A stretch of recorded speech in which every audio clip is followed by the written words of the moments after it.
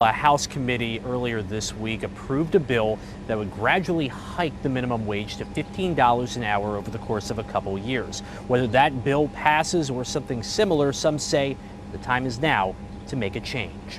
We had been advocating for raising the wage for a very, very long time. Democratic State Representative Dave Madsen says it's alarming that Pennsylvania's minimum wage is still just $7.25 an hour, but he's hopeful change is coming. I think it's exciting for Pennsylvania, and I think especially for workers in Pennsylvania that they have a governor that's advocating for them. They have a state house that's advocating for them as well, and some friends in the Senate as well that want to see wages go up. Under the proposed legislation, the hourly minimum wage would go up to $11 in 2024. Then the rate would go up to $13 in 2025. Finally, the rate would rise to $15 in 2026, with future adjustments and cost of living increases tied to economic figures.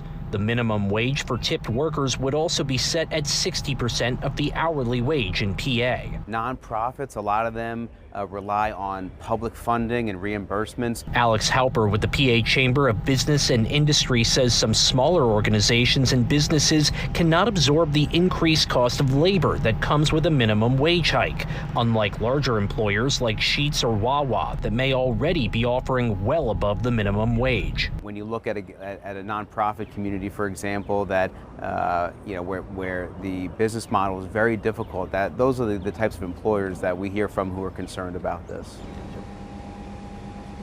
In theory, lawmakers could vote on this proposed minimum wage hike as early as next week, though Madsen cautions discussions over the next few weeks could potentially determine exactly what might be the final product, whether it's still the $15 minimum wage hike or whether something else could potentially get passed by the legislature.